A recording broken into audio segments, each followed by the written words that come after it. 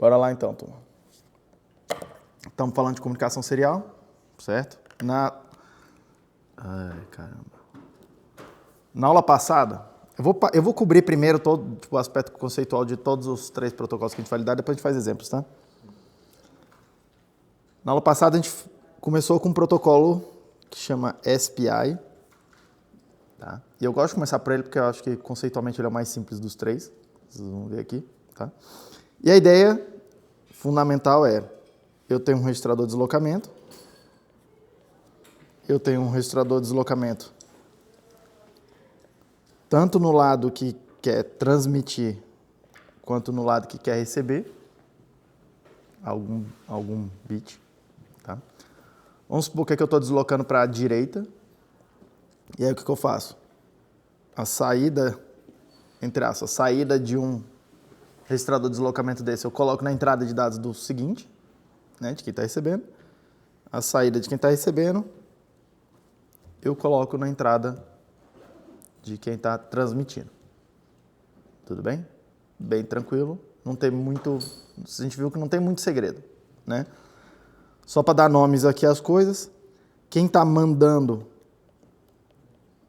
a gente costuma chamar de mestre. Quem está recebendo, a gente chama normalmente de escravo.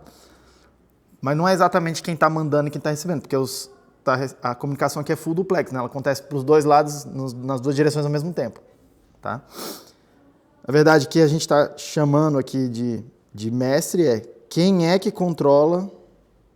como é que eu vou desenhar isso? Vou desenhar assim. Quem é que controla o sinal de sincronia para isso aqui acontecer? Tá? E aí por isso que a gente vai dizer que esse protocolo é síncrono. O clock tem um sinal lá, que nós usualmente chamamos de clock. Eu já disse várias vezes que eu não gosto desses nomes, né? Mas tem um sinal ali que diz, agora aconteceu alguma coisa, agora aconteceu alguma coisa, agora aconteceu alguma coisa. E a gente transmite esse sinal junto dos dados. Tá? Isso aqui tipo, o clock aqui, tá?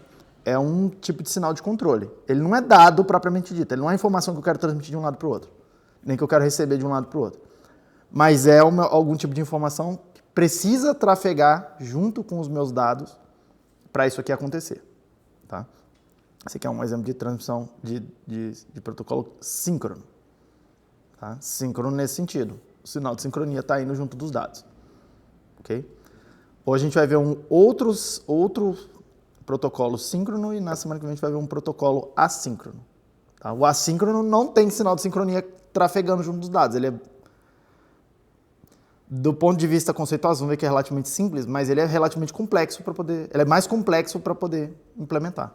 Afinal, se eu não estou transmitindo sinal de sincronia, eu preciso produzir o sinal de sincronia localmente nos 2 lados.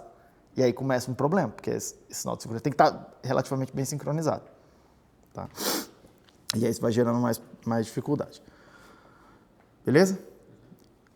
E aí só para lembrar os nomes aqui. A saída do mestre a gente chama de master out, slave in. Ou slave in, master out, tanto faz. Vocês viram que no documento da text está ao contrário. Tá? Do lado de cá, isso aqui vai ser o master... esse pino aqui vai ser o master in, slave out. No lado do mestre, né? Isso aqui vai ser, de alguma forma, um clock. O pessoal às vezes chama de M-clock. Uma pequena variação, mas normalmente é óbvio que é um clock. Tá?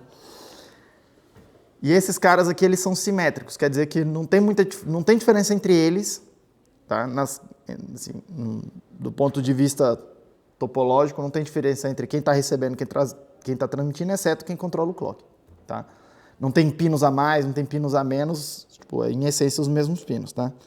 Esse cara aqui vai ser o master out, slave in, do lado do slave. Tá? E esse aqui vai ser o master in, slave out, lá no lado do slave. E aí, isso aqui está conectado de alguma forma num sinal de clock aqui. Todo mundo ok com isso? Todo mundo ok com isso? Certo? Beleza. Deixa eu comentar um pequeno detalhe que alguém me perguntou aqui no final da aula. Vocês estão vendo aqui, ó, que tem 3 fios. 3 fios sendo utilizados para fazer transmissão, para transmitir dados. A gente chama isso, inclusive, de 3 fios mesmo, tá? Transmissão a 3 fios. Eu comentei com vocês que pode acontecer um 4º fio, que é um enable, tá? Eu nem vou ficar elucubrando muito aqui, então tem essa possibilidade de fazer esse protocolo a 3 fios ou a 4 fios. Mas quando a gente... O que quer dizer exatamente esse fio, tá? O fio é um sinal. Não é exatamente um fio físico. Nesse caso aqui vai ter 3 fios mesmo, tá? Só que tem um fio que não está sendo mostrado aqui e ele precisa ter uma consideração, tá? E isso aí eu vou comentar aqui porque isso gera uma baita confusão. Por quê? Tá?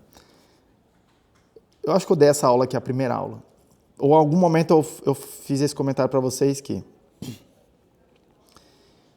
engenharia que a gente está fazendo a gente está tentando, a gente tem, por um lado aqui, o mundo físico, o mundo onde a gente mora aqui, tá? E as coisas acontecem aqui. Inclusive, essas transmissões todas aqui, tem tensão, tem corrente, alguma coisa acontece no mundo físico, tá? E tem a gente aqui, engenheiro, tá? Que a gente está tentando fazer 2 coisas o tempo todo, tá? Esse é o nosso trabalho. Primeiro, a gente está tentando entender o que está acontecendo aqui no mundo físico, tá? E aí, para isso, a gente cria o que eu vou chamar aqui de um modelo, uma ideia, uma concepção sobre esse mundo físico, ou pelo menos de partes dele, tá? E a segunda coisa que a gente está tentando fazer é pegar várias ideias aqui sobre fenômenos do mundo físico, ou às vezes nem são sobre fenômenos sobre o mundo físico, são só ideias mesmo, tipo, que não tem uma conexão com a realidade necessariamente, tá? E a nossa ideia aqui é juntar essas ideias para fazer algum artefato, para produzir algum artefato no mundo físico, um artefato, um processo, mudar alguma coisa no mundo físico, tá? E aí esse processo daqui para cá, eu dei nome para vocês, né? Eu já falei disso aqui? Não? Ah, não é possível que eu não falei disso aqui. Então tá, então acompanha comigo. Esse processo de olhar o mundo físico e ter uma explicação para ele, tá? Eu vou chamar de modelagem. E esse processo aqui de juntar umas ideias e aí fazer, a partir dessas ideias, fazer alguma coisa de volta no mundo físico, eu vou chamar de implementação. Implementação, tá? Então, já aproveitando aqui, várias pessoas me perguntam, mas assim, eu vejo um monte de gente perguntando, tipo, pensando assim, cara, o que engenheiro faz? Né? Vocês já escutaram essa coisa várias vezes, assim, o que engenheiro faz? E aí vocês já escutaram essa ladainha várias vezes de, engenheiro resolve problemas. Tipo assim, cara, eu acho uma buchetagem na porra falar aqui, engenheiro resolve problemas. Um monte de gente resolve problemas. Tipo, o gari resolve um problema também. Tá lá, a rua tá suja, ele varre e resolveu um problema, pô. Sacou? Tipo, o encanador resolve um problema. Tem um buraco na parede, sei lá, tá vazando água lá, ele vai lá com certo vazamento, ele resolve um problema. Tá? Tipo, engenheiro resolve problema? Resolve, mas todo mundo resolve problema. Quem não resolve problema tá meio morto, assim. Sabe? Assim, isso não define o que um engenheiro faz, na minha cabeça. Todo mundo tá fazendo. Tá? E claramente a gente diferencia, né? Tipo, o trabalho do engenheiro é trabalho de outros técnicos, né? De outras pessoas, tá? De outras técnicas, né? Aí alguém vira para mim e fala assim, tá bom, mas é porque engenheiro faz projeto. Aí eu pergunto, o que é um projeto? E aí começa o problema, porque ninguém sabe dizer o que é um projeto. Os engenheiros mesmo não sabem direito dizer o que é um projeto. Tá? Tem um monte de gente que acha que é um documento. Mas assim, tem um monte de projetos que acontecem que não tem documento nenhum. Sabe assim? Tem um monte de gente que acha que é uma planta, um desenho. Sei lá, o engenheiro civil, quando vai fazer o projeto de uma casa, ele vai lá e faz uma planta, né? Tipo, tá? Mas a planta não é o projeto. A planta não é um projeto. A planta é um modelo de como é que a casa tem que ficar depois de pronta. Tá? E repare, esse eu gosto muito exemplo da planta. A planta alguém imagina a casa antes dela existir. Não acontece esse processo de modelagem propriamente dito, tá? Nesse sentido que eu estou usando, que é ver alguma coisa do mundo físico e aí ir lá e construir uma representação dela, uma ideia, uma descrição. Tá? Porque se a casa não existe, como é que eu vou fazer uma descrição de alguma coisa que não existe? Se fosse isso, só isso aqui. Tá? Claramente, o engenheiro civil, o arquiteto, quando ele está fazendo a casa lá, ele está lidando só com material que está dentro da cabeça dele. Só com a imaginação dele. Tá? Só com a imaginação dele. E aí, juntar essas ideias num todo coerente, tá? Que tem alguma capacidade de ser implementado depois, que tenha alguma possibilidade de ser implementado depois, é o que eu vou chamar de projeto. Esse aqui que é o projeto de engenharia. Tudo bem? Isso aqui é o trabalho que a gente vai ficar fazendo. Esse aqui é o trabalho que a gente faz. Tá? Esse aqui é o trabalho que a gente faz. E aí eu vou além. Porque essas ideias aqui, ó, ideias ou modelos que moram aqui, elas não são ideias quaisquer também, não. Elas são ideias construídas de uma forma bastante específica. Ou, pelo menos, com uma certa disciplina bastante específica. Não é qualquer ideia. Qualquer ideia qualquer um tem. E não é qualquer um que você chega na rua e fala assim, você teve uma ideia, então você é engenheiro. Também não é por aí, né? Tá? Ideia qualquer um tem. Tá? O que a gente está tentando fazer? Tá? A gente está tentando estruturar essas ideias de uma forma relativamente disciplinada. Relativamente disciplinada. Tá? E aí o que a gente faz é criar o que eu chamo aqui de várias camadas de abstração. Tá? São várias camadas de abstração. É como se fossem várias linguagens. Como se fosse não. São várias linguagens que a gente usa para construir essas ideias. Tá? E por linguagem, eu estou me referindo a um aspecto bem técnico da linguagem, tá? Que é, eu tenho uma certa sintaxe, eu tenho algum conjunto de símbolos que eu posso utilizar nessa linguagem. Tudo bem? Da mesma forma que eu estou falando com vocês, e aí essa linguagem falada aqui tem um conjunto de símbolos, tem um conjunto de sons, certo? E aí a gente ordena elas de uma certa forma, tem uma certa regra e tal, mas enfim. Tem um conjunto de símbolos. Se eu começar a fazer uns barulhos estranhos aqui, tipo, não vai funcionar, tá? Só funciona por quê? Porque tem uma quantidade bem definida e que a gente acordou entre nós aqui. Quais vão ser esses símbolos, tá? Quando eu estou escrevendo aqui, vocês estão vendo eu escrevendo aqui também, tem alguns símbolos pré-determinados que a gente utiliza, que a gente acordou antes, tá? Tem o símbolozinho do A. E ele tem variações, né? Não tem problema, tá? O A, tem gente que faz o A assim. Isso não é exatamente um problema. Tudo bem? Isso não é exatamente um problema. Tem uma certa ambiguidade nesses símbolos aqui. Está longe de ser um problema.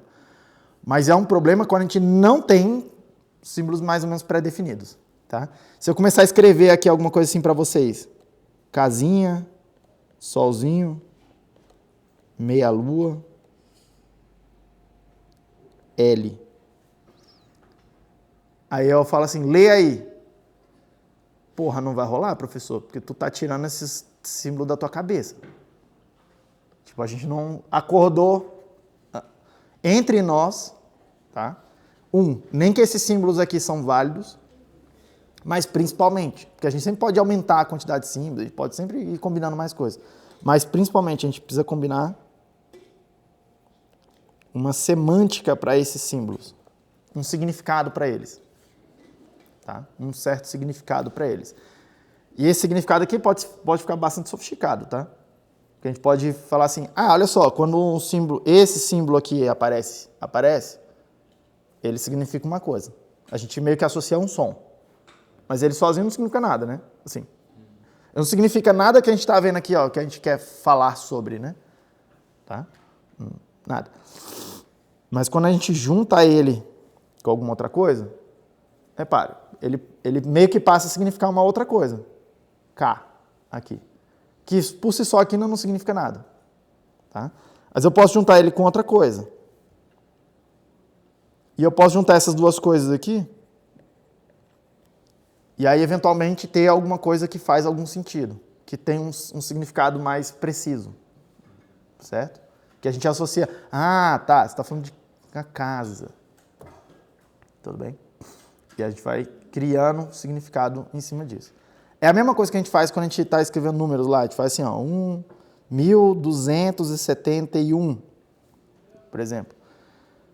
Repara, ó, esse 1 significa uma coisa nessa posição. Esse 1 significa outra coisa nessa posição. O mesmo símbolo significa coisas diferentes dependendo da posição. Tá? Mas a gente tem uma regra relativamente bem estabelecida que permite a gente olhar isso aqui e inferir um significado do que a gente está querendo dizer. Todo mundo ok com isso? Tá? É isso que eu estou querendo dizer com uma linguagem. E cada caixinha dessa aqui, ó, tá? Vai ter uma certa linguagem, no sentido de que vão ter alguns símbolos que fazem sentido a gente usar ali dentro, para falar das coisas que cada uma dessas caixinhas se importa, e esses símbolos vão ter um certo significado. Tá? E o que a gente está fazendo? Aqui nós. A primeira camada que nós engenheiros usamos aqui, a primeira linguagem que a gente usa, tá? É a física, na verdade. O pessoal costuma falar, é matemática, é a linguagem da física. É, mas tem um monte de coisas na física que não é matemática. E elas têm um significado, tem nome, tem símbolos próprios, e não é necessariamente matemática. Tudo bem? Por que a física? Porque a física é a que está mais próxima. São as ideias que estão relativamente mais próximas ali do mundo físico. São as ideias que estão relativamente mais próximas ali do mundo físico. Tá? Só que a gente tem um problema, que é o problema que a gente está tentando lidar, que é o seguinte. O mundo físico é altamente complexo. Ele é muito mais complexo do que a nossa mente permite a gente compreender ou fazer alguma coisa ali. Tá? A gente é muito mais burrinho do que a gente imagina. Muito mais burrinho. Nós somos os bichos impressionantes, tá? Mas a gente, na hora de raciocinar sobre as coisas, a gente é muito mais limitado do que a gente pode imaginar. Isso não quer dizer que a gente não faça coisas incríveis e, principalmente, lide com a complexidade do mundo. A gente lida com a complexidade do mundo. Não precisa de doutorado para lidar com a complexidade do mundo. Você lida com a complexidade do mundo todos os dias. Você faz atividades altamente complexas sem nem saber ler e escrever. Não é isso. É isso que eu estou falando. Tá? Só que aqui a gente está tentando fazer uma atividade relativamente sistemática, de lidar com a razão mesmo. Tá? E aí a gente precisa de alguma técnica para lidar com essa complexidade toda. Tá? Qual é a técnica que a gente usa? Só tem uma técnica. Só tem uma técnica. Tá? A gente chama de abstração. Que é essa ideia aqui, ó, é a técnica que vai me permitir fazer esse processo de modelagem aqui. Sair de uma coisa mais complexa e para uma coisa menos complexa. Uma coisa mais simples. Tá? E o que significa abstrair? O que significa abstrair? Abstrair é quase um sinônimo de esconder. Esquecer. Não se importar. Desprezar. Tem essa conotação. Tá? E o que eu quero dizer com isso? O que eu quero dizer com isso é que a gente vai olhar aspectos do mundo físico e a gente vai se importar com poucos aspectos de cada vez do mundo físico. Por exemplo, vocês fizeram, todo mundo que fez Física 1 já, eu acho. Todo mundo passou e era tranquilo, né?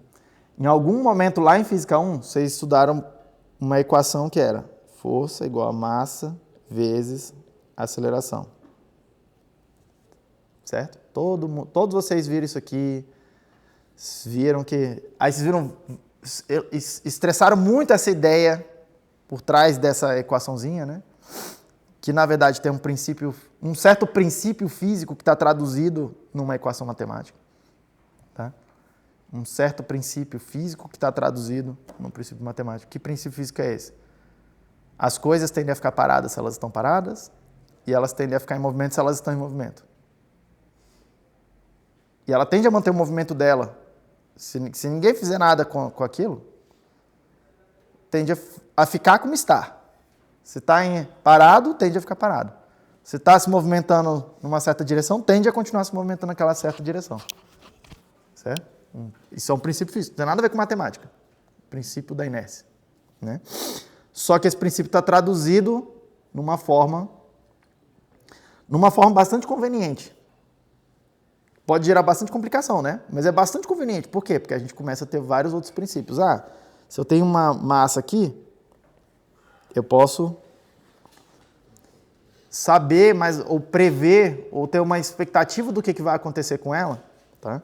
Se tiver várias forças atuando nela. Aí vocês estudaram isso aqui. Esse princípio aqui, alguém percebeu, olhando o mundo físico, que isso aqui era relativamente aditivo. Era relativo, não. É aditivo. É relativamente linear, né? Você soma essas forças aqui. A soma vetorial, mas você soma elas. E o que importa, no final das contas, para saber o que vai acontecer, é a soma delas. Não importa cada uma individual. Certo? Tudo bem? E aí, coisas dessa, coisas dessa natureza. Tá? O que você tá fazendo? O que a gente está fazendo na hora que a gente fazia isso? Na hora que a gente faz isso? Tá? A gente está pegando um corpo altamente complexo, tipo o Arthur aqui na minha frente. É um corpo complexo. Tem uma forma complexa, tá? Complicada. Não só é complexo, como é uma forma que varia. O maluco se mexe, certo? O maluco se mexe. E a gente está falando o seguinte, em vez de lidar com toda essa informação, que é o seu corpo mesmo, com todos esses detalhes, a gente aproxima você por um número, que a gente chama de massa, que é o que vai importar quando a gente vai observar esse princípio aqui. Essa massa. Só importa essa informação. Todo mundo bem? E aí, repare, tá? O que é massa? Massa é o número que a gente bota aqui, ó. Mas massa existe no mundo físico? Não sei lá se existe. Aquele númerozinho ali existe no mundo das ideias, com certeza. Mas existe no mundo físico? Não, existe você. Cadê a massa? Não, mas cadê ela? Tem como você apontar e falar, tá aqui, ó, a massa aqui, ó. Aqui. Não tem. De traduzir um pouco do aspecto dele. É uma modelagem. É uma ideia. É uma ideia que está tentando explicar alguma coisa sobre, no caso aí, o seu corpo. Mas é uma ideia. Que não é necessariamente uma coisa do mundo físico. Eu não estou dizendo que não exista massa, tá? Mas estou tentando elocubrar. Não, eu estou tentando mostrar que, primeiro, isso aqui é uma ideia. Com certeza isso é uma ideia. Se essa ideia é alguma coisa no mundo físico, aí eu já tenho alguma dúvida. Não é tão direto assim. Tá? Por quê? O mundo físico é o que ele é. E não o que eu quero que ele seja. Ou o que eu acho que ele seja. Eu acho que tem massa no mundo físico. E vocês fizeram Física 1A para ficar meio que adestrados para pensar assim, tem massa no mundo físico, as coisas têm massa. Tá? Foi meio que adestrado para isso. Mas o que eu estou tentando colocar é um ponto de dúvida saudável, que é, com certeza tem uma ideia de massa. Se tem massa no mundo físico, aí eu já tenho uma certa dúvida. Por quê? Porque o mundo é o que ele é, e não o que eu acho que ele é. Entendeu? Não é o mundo não é do jeito que eu acho que ele é como ele é. Não sou eu que determino como é que é o mundo que determina como é que ele é. Eu só estou olhando. Tá? Isso tudo para dizer o quê? No fundo, é a direção dessa coisa aqui é daqui para lá. Ó. O que eu quero dizer é o seguinte. O mundo, ele está lá existindo. O mundo não me dá as ideias aparecem na minha cabeça. Tá? Alguém teve essa ideia e aí foi lá no mundo físico e começou a se perguntar, tá bom, mas isso aqui explica tal fenômeno? Ah, explica. Ah, isso aqui explica tal fenômeno? Ah, explica. Isso aqui explica tal fenômeno? Explica. Então acho que essa ideia aqui deve ser uma ideia bacana para a gente manter. Parece útil. No mínimo útil. No mínimo útil é. Tá? No mínimo é útil. Tudo bem? No mínimo é útil. Certo? Só que aí começam às vezes a aparecer coisas estranhas. Tipo coisas que não tem massa. Mas elas existem ainda assim. Tipo a luz. Luz tem massa? Luz tem massa? Não. Há controvérsias. Há controvérsias. Mas claramente luz empurra coisas, tá? Sim. Claramente é um pouco exagerado da minha parte falar assim, porque no nosso dia a dia que a gente não vê a luz empurrando as coisas, a gente não percebe, tá? Mas tem experimentos, inclusive lá no laboratório de física, quando vocês fizeram, tinha uma balança que era uma balança de torção, assim, um negocinho que gira, tá? Não sei se vocês chegaram a ver isso aí lá funcionando, mas ele tinha você apertava uma luz, tava tudo parado lá dentro de um negócio de um vácuo, assim. Aí você aperta um botão lá, liga uma lâmpada, e a luz, tá? Faz girar alguma coisa lá. A luz está empurrando alguma coisa. A luz empurra as coisas. Mas a luz tem massa? Há controvérsias também. Tá entendendo o problema? Porque se eu olhar só desse jeito aí e falar assim, a luz tem que ter massa, porque está empurrando alguma coisa. Está claramente empurrando alguma coisa que tem massa, ó. Tá? Primeira, segunda, terceira lei de Newton lá funcionando. Mas aí a gente faz outros experimentos e aí pensa assim, tá, mas de onde é que está vindo essa luz? Se ela tiver massa mesmo, está saindo massa daquela lâmpada ali, ó. Por que a lâmpada não acaba? Por que a lâmpada não acaba? A lâmpada não acaba, tá? Não acaba. Não é que ela demora muito tempo para acabar e a gente não percebe. Não, ela não acaba. Ela não acaba. Ela não acaba. Você deixar ela ligada ali, você não percebe a massa dela diminuindo. Dá para medir isso. Fica tudo muito doido, né? Não tenho conhecimento suficiente para isso. Ninguém tem conhecimento suficiente para isso. Ninguém tem conhecimento suficiente para isso. Tá? Mas é saudável você começar a se perguntar isso. Por quê? Porque aí isso vai começar a te dar uma certa sensibilidade, ou pelo menos eu acredito que sim, para entender as camadas de cima. Tá? Porque se logo na primeira camada já dá para a gente levantar todo esse monte de dúvida, nas camadas de cima, que vão se distanciar do mundo físico, aí é que não é para você ter essa dúvida não, cara. Tipo, é para você dar muito claro assim, tipo, cara, isso aqui não tem nada a ver com o mundo físico. Isso aqui não tem nada a ver com o mundo físico mais. Tá? E quais as camadas que a gente vai lidando aqui? Ó? Vou desenhar só algumas que nos interessam aqui nessa disciplina. Tá?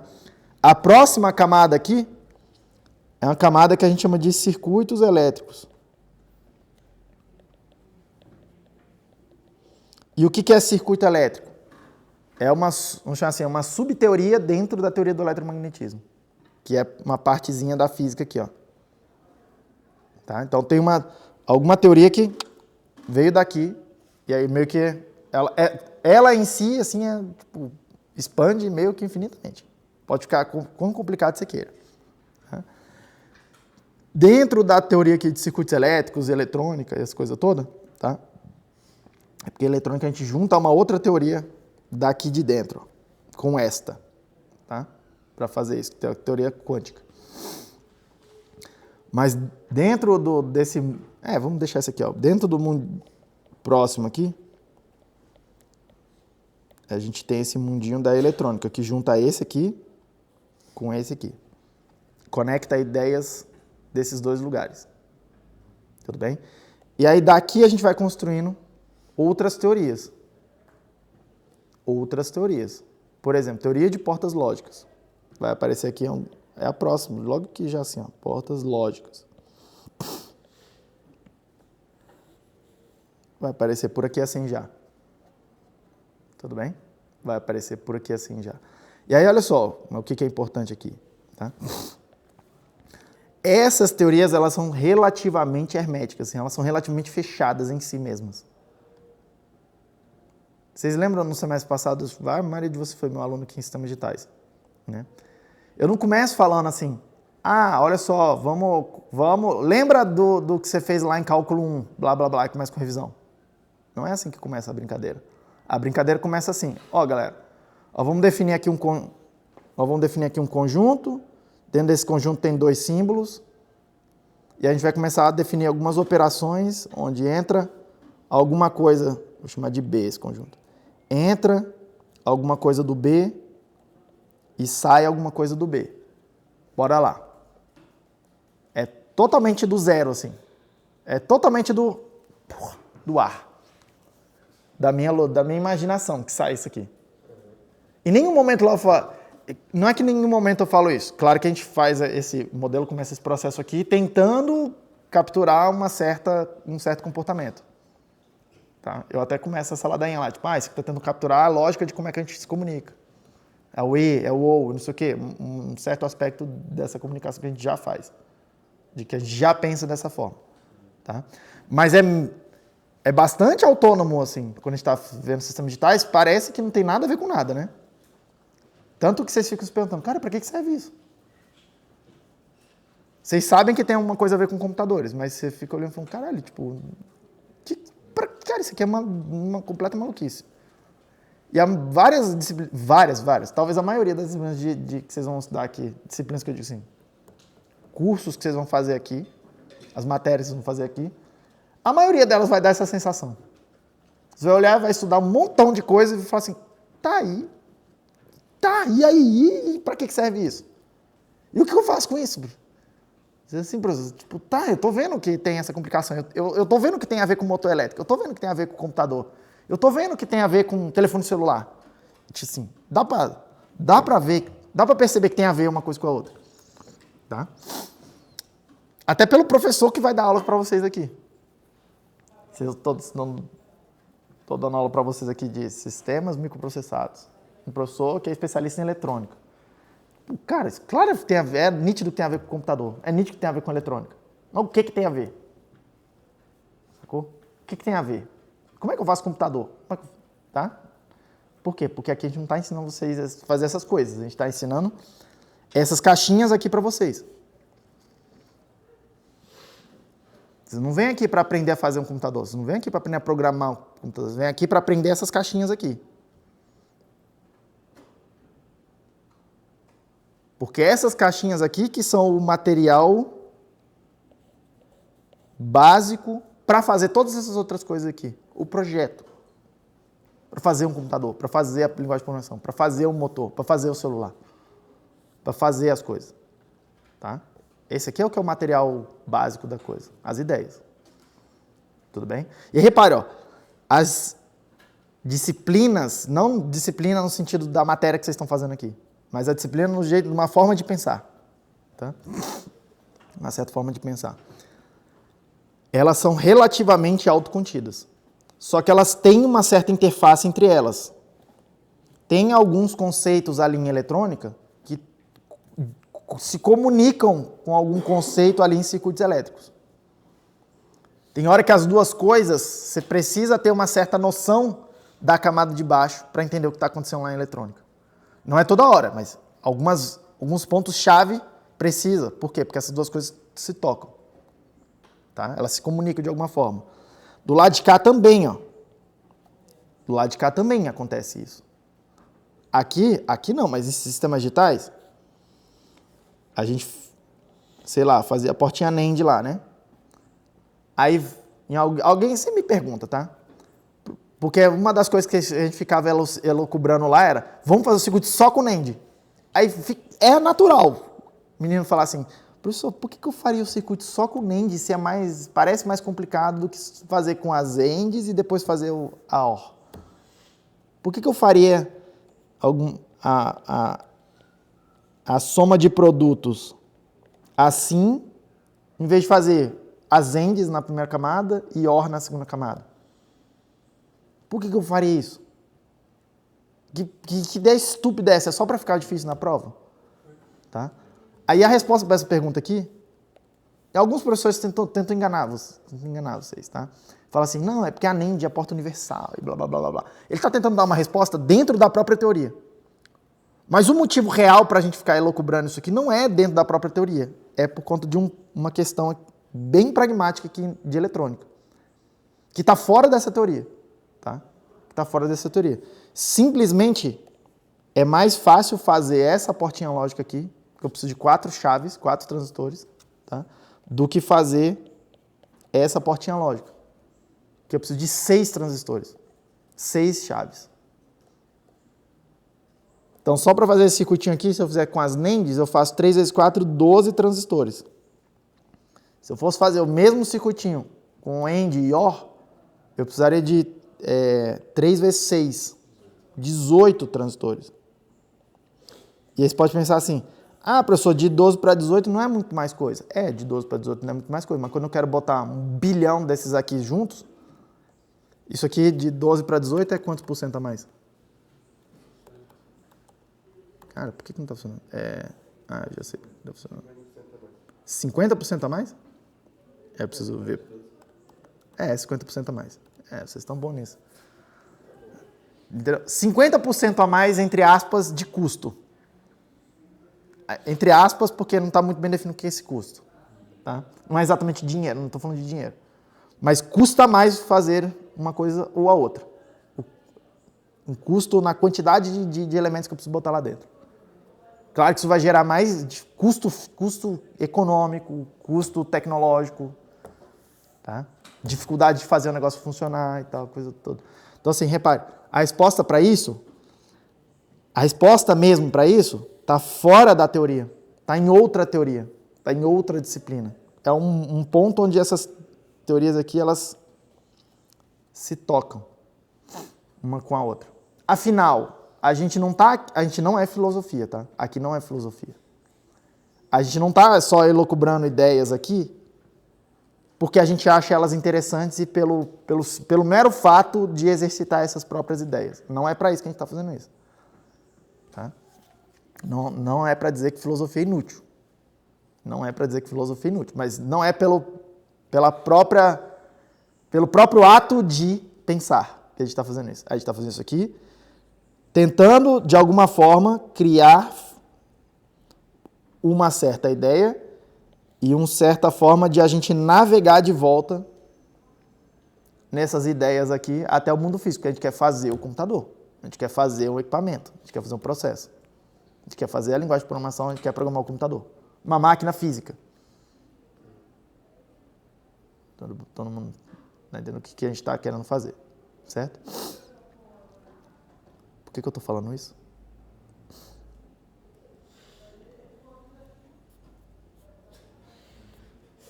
Lembrei do porquê que eu estou falando. Nossa Senhora. É só pelo gostar de falar. É só pelo gostar de falar. Só para aumentar um pouco a erudição de vocês. Não é para isso não. Não. Vamos lá. Agora eu vou voltar ao que eu estava tentando dizer. O que eu estou falando é de sistema de comunicação. De 3 fios. Tá, lembra disso. Tá?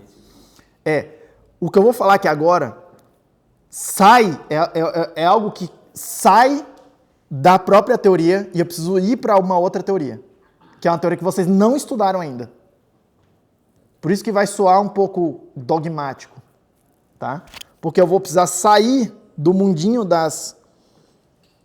alguma coisa que está aqui, se comunicando com as portas lógicas, tá? Num nível bem abstrato aqui, bem abstrato, e eu vou precisar me comunicar com esse nível aqui, dos circuitos elétricos. Tá? E toda hora que o professor precisa fazer isso, da disciplina, fica uma coisa meio... Uai, professor, mas vai ficar dogmático. E tem que ficar mesmo. Por quê? Porque eu não estou aqui interessado, não estou dizendo também que não fosse importante ter alguma coisa que exercitasse mais, vocês ficarem mexendo com várias camadas num projeto, tá? Mas aqui eu estou bem interessado em que vocês entendam uma camada dessas aqui, Que essa que tem a ver com os computadores e como é que interfaceia entre eles. Tá? Mas alguma hora eu preciso tocar em outras camadas dessa. Aqui é uma hora delas. Tá? Porque olha só, quando a gente chama aqui de 3 fios, não quer dizer que tem 3 fios, tem 4 fios. Quando eu digo que tem 4 fios, não quer dizer que tem 4 fios, tem 5 fios. Tá? Tem um fio escondido. Que fio escondido é esse? Tá? A referência do circuito. A referência do circuito. Porque o cara do lado de cá, o cara do lado esquerdo, o que ele chama de 0 volts é uma coisa. O que esse cara chama de 0 volts é outra coisa. Porque o que é esse 0 volts? Não é um 0 volts que existe na natureza. É um certo ponto que alguém escolheu e aquele ponto tem um potencial lá dentro daquele circuito. E a gente convencionou. Nesse circuito, esse potencial eu vou chamar de 0. Mas é 0. É um potencial qualquer. Nunca vai ser 0, 0 provavelmente dito. Por quê? Porque esse potencial elétrico tem a ver com o campo elétrico. Está sempre cheio de campo elétrico lá. Mas você vai lá, escolhe um deles, e é bem arbitrário, você pode escolher onde você quiser. Você escolhe um deles lá e chama de 0 volts. Por isso que eu não gosto de ground, desse nome, 0 volts ground, eu chamo de referência. A referência daquele circuito específico. Tá? E esse ponto aqui a gente usa até um símbolozinho para ele, assim, alguma coisa assim. E toma cuidado, tá? O símbolo aqui de eletrônica é esse. Tá? Ponto final. Assim, é esse. Tá? Tem algumas variações aceitáveis? Tem, tipo esse aqui. Ok. Padrão meio americano, assim. Tá? É, ok. Tá? E aí tem coisas que são menos ok. Tipo esse aqui. Esse aqui é ok, mas ele quer dizer uma coisa mais específica. É de fato alguma coisa enfiada na terra. Tá? Esse aqui, não. Esse aqui não. Esse aqui quer dizer que eu escolhi um lugar para ser a referência do circuito e eu estou chamando de 0 volts. Mas não tem nada enfiado na terra. Lembra, eu contei esse papo para vocês aqui nessa turma. Tipo, não tem uma caixinha de terra dentro do computador, dentro do celular, e que você enfia um fio lá dentro. Tá?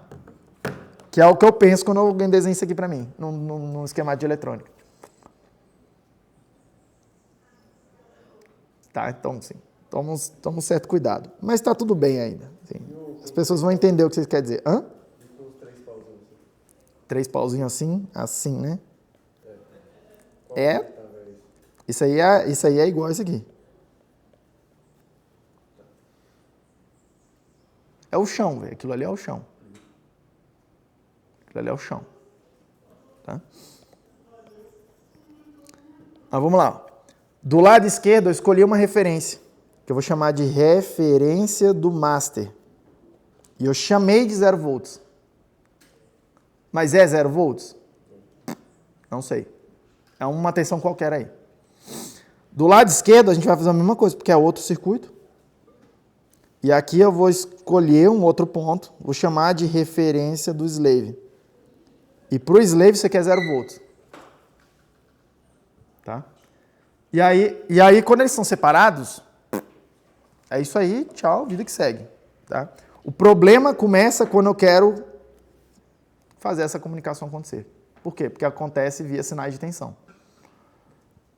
E aí a gente está codificando bit com tensões. Eu preciso escolher uma tensão para representar o bit 0, uma tensão para representar o bit 1. O bit não é uma tensão, o bit é um símbolo. Eu preciso de alguma coisa no mundo físico para representar esse símbolo, que é uma coisa meramente abstrata.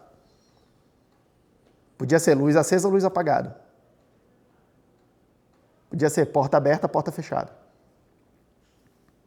Podia ser mão levantada, mão abaixada. Podia ser quaisquer duas coisas do mundo físico. O símbolo é uma coisa totalmente abstrata.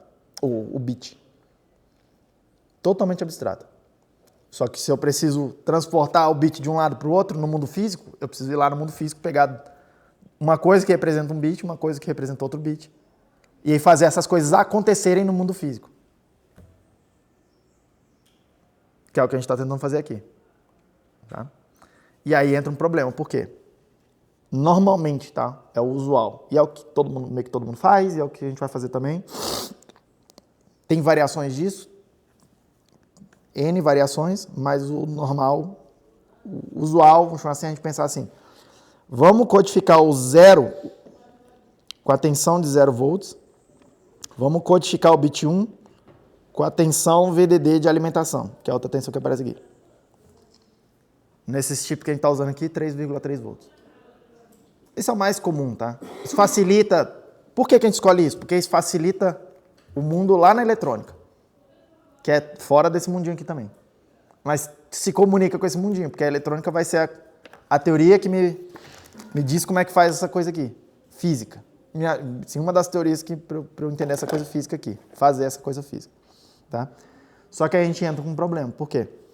Porque se aqui o 0 volts significa uma coisa, aqui o 0 volts pode significar outra coisa.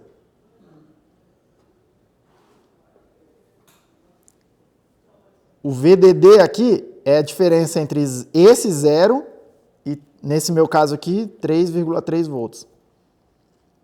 O VDD do lado direito é a diferença desse outro 0, que é outro 0, pode estar provavelmente estará em outro potencial elétrico. Provavelmente estará em outro potencial elétrico. É essa diferença aqui. E aí, repare, eu quero transmitir 0 e 1. De um lado, ele entende que são dois potenciais, do outro lado, ele entende que são outros dois potenciais. Aí essas coisas não vão se comunicar. Por quê? Porque eu vou mandar uma tensão, um cara vai produzir uma tensão, outro cara vai ler outra tensão. Então você está querendo dizer que o SPA isso é bom quando é a mesma placa, tipo, de um MSP para outro MSP? Não, estou dizendo que não interessa muito qual é o protocolo de comunicação que você vai fazer. Se você precisar transportar tensões, aqui ó, do jeito que a gente está fazendo, tá? Você precisa pegar esse 0 aqui e garantir que é o mesmo 0 daqui. Você precisa garantir que os dois circuitos operam na mesma referência. Para os dois circuitos entenderem, 0 é isso aqui. A gente está concordando que o 0 é isso aqui.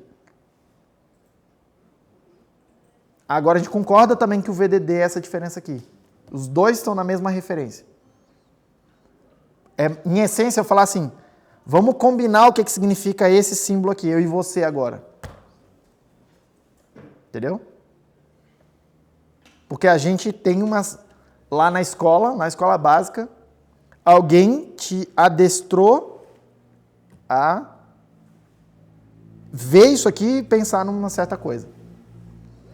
Mas para pensar na criança que não tem... a criança não nasceu com esse conceito do número 1 instalado lá na cabeça dela.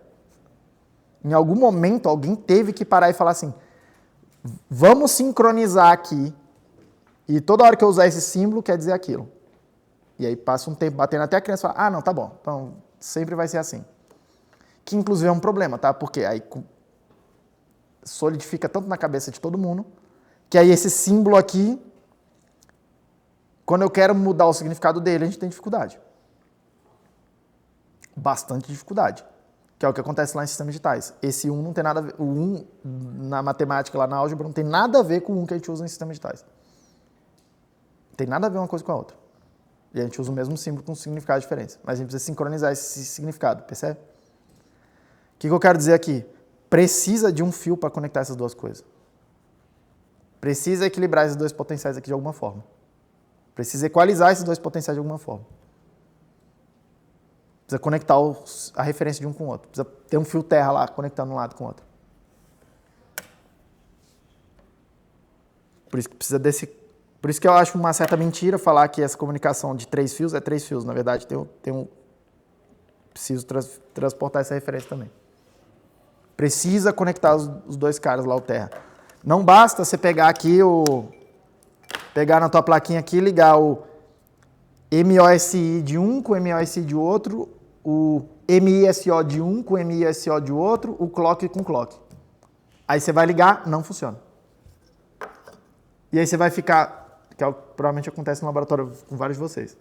E aí você vai ficar lá batendo no software, o que está acontecendo errado, E não existe como fazer dar certo. Por quê? Porque você está fora do mundinho do software, você não está combinando o que os símbolos significam. Precisa conectar o GND de um aqui com o GND do outro lá. Por isso que todos esses cabos aqui, tudo que tem cabo que a gente usa aqui, ó, tem um fio lá que é o GND. Eu desconheço cabo que não tem um GND lá. Uma referência lá para poder ligar as duas referências dos dois circuitos. Eu desconheço. Pegou a parada, né? Todo mundo bem com isso? Então precisa ligar tudo isso 1 hora de discurso para falar que tem que ligar os terra, tá? Tem que ligar o terra de um com o terra do outro. Com fio, tá? Tipo... Todo mundo bem? Então não vai me esquecer o diabo do terra. Eu gastei 1 hora para explicar aqui. Tem que conectar um fio do terra com outro fio do terra. Eu podia muito bem só ter falado, tem que ligar o terra de um com o terra do outro. Ah, por quê, professor? Tá dado aí o porquê. Por isso que eu nunca gostei muito desse nome também. Comunicação a 3 fios ou 4 fios. Ele fala aqui, tá? E é uma terminologia comum, tá? Não é exatamente que tá errada, mas assim... Eu acho que tá incompleto. Cadê? Ele fala aqui em algum lugar. Ó. Ah, aqui da Tex já foi até melhor, ó. 3 pinos ou 4 pinos. Mas é bem comum chamar de wire em vez de pino. Fio mesmo. Tá? Enfim. Todo mundo bem com isso? Então esse aí é o SPI. Então, mas aí não tem o 3 fios, né? É o 4 fios mesmo. Em função da conexão do... 3 fios mais a referência. Ou 4 fios mais a referência. Porque como a referência sempre tem que ser conectada um com o outro, a gente nem se refere a ela, a gente deixa implícito que isso tem que deixa sempre implícito, a gente nem fala dela mais. Entendeu? E não é que não faça sentido, por quê? Porque falar disso aqui está fora do nível de abstração que a gente está tratando nesses protocolos de comunicação. É um problema de eletrônica. É um problema de eletrônica, não é um problema de lógica. Beleza? Todo mundo bem? Então vamos falar de outro protocolo de comunicação. Nossa Senhora. Vamos falar de um outro protocolo que chama I2C. I2C. Eu acho que é Intercommunication. Eu nunca lembro o que significa. I2C. Integrated Circuit. IIC.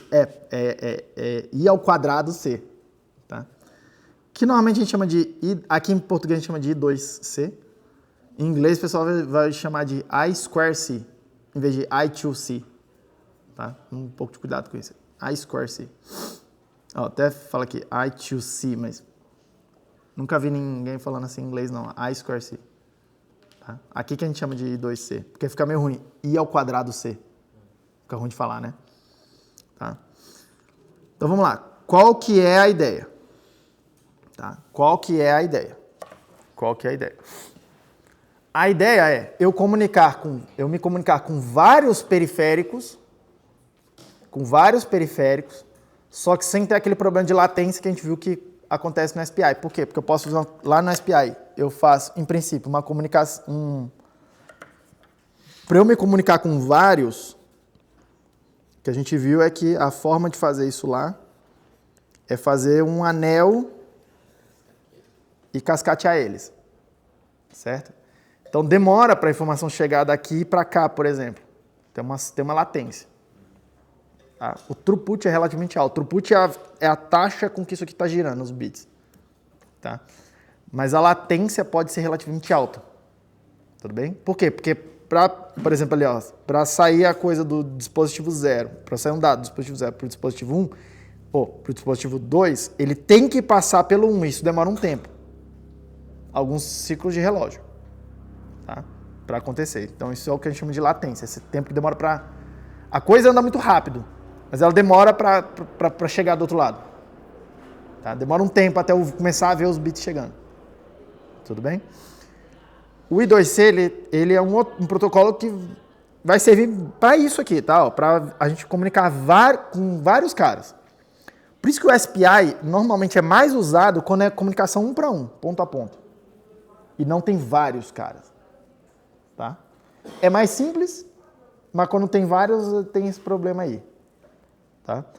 Ao mesmo tempo, tá, é bastante flexível. Tipo, me permite fazer essa comunicação aqui. Tá? É bem interessante, na verdade. Qual é que vai ser a ideia do I2C? Então, vamos lá. Diga, filho. Defina vários, porque hoje a gente aprendeu a mexer com LED no laboratório. Tipo assim, olhando, aí em princípio parece ser um para um, mas tá acima de 2C. Não entendi. É porque hoje a gente usou LED, LCD. Aham. Aí a comunicação a gente usou I2C. Mas é ponto a ponto. Você tem o seu dispositivo, o controlador, e você tem o display. Sim. E aí um fala com o outro. Mas aí nesse caso seria melhor SPI que você falou? Ponto a ponto. Não é melhor ou pior. Vamos por partes. Não é melhor ou pior. É a decisão do designer do sistema, o que ele vai usar. Eu, pessoalmente, eu gosto mais de interagir com esse protocolo SPI. Eu acho mais simples. Eu tenho uma certa facilidade maior de compreender o que está acontecendo. Eu acho mais fácil fazer a coisa funcionar. Aliás, não é só eu acho. É mais fácil fazer a coisa funcionar. Tem menos... Você vai ver aqui, o I2C tem mais coisa envolvida. Tá? Não quer dizer que o I2C seja difícil. Tá? Mas eu tendo a preferir, vou fazer um sistema que eu só tenho uma coisa falando com a outra coisa do lado de cá. Eu tendo a preferir SPI se eu puder. Entendeu? Ah, não, tem uma coisa que tem que se comunicar com várias outras aqui. Aí eu já tendo a olhar e falar assim, SPI vai complicar a minha vida. Entendeu? Por conta dessa questão aqui, ó, de que eu não tenho essa conexão de estrela que nem eu estou fazendo aqui. Eu preciso fazer meio que... Ele me força a fazer essa conexão em anel. Meio que me força a fazer essa conexão em anel. Isso complica a minha vida. Por quê? Porque lá no meu software eu preciso lidar com essa questão de, e como é que eu vou saber quando chegou o meu dado, chegou para um, não é para o outro, porque está todo mundo vendo tudo. Entendeu? Isso complica a minha vida nesse cenário. Aí eu olho e falo, não, tá bom, se for acontecer isso aqui, aí eu vou para o I2C. Entendeu? É isso que eu estou dizendo. Tá? Agora, isso não quer dizer que você vai ter um cenário lá que você tem isso aqui, sei lá, um controlador com display, e que você não é para você usar I2C. Não é isso que eu estou falando.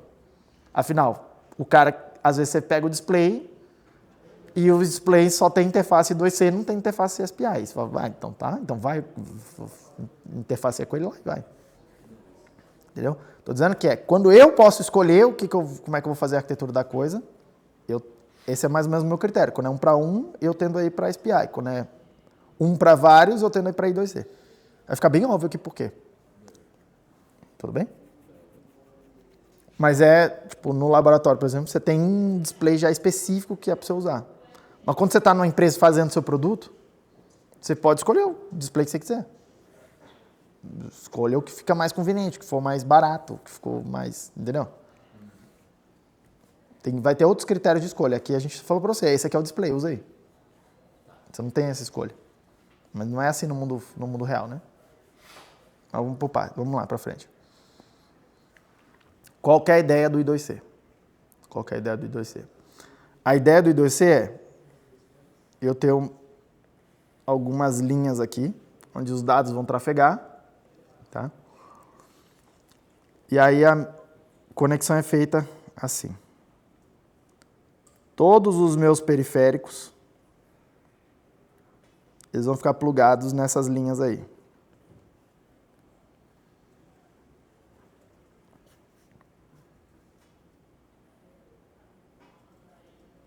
Eles vão ficar plugados nessas linhas aí. Então, repare, essa vai ser a arquitetura que a gente vai usar. É feito para funcionar assim. E aí, qual que é a ideia básica? Em vez de eu estar mandando as coisas numa cadeia, eu boto dados na linha e todo mundo está vendo todos os dados ao mesmo tempo. Tá?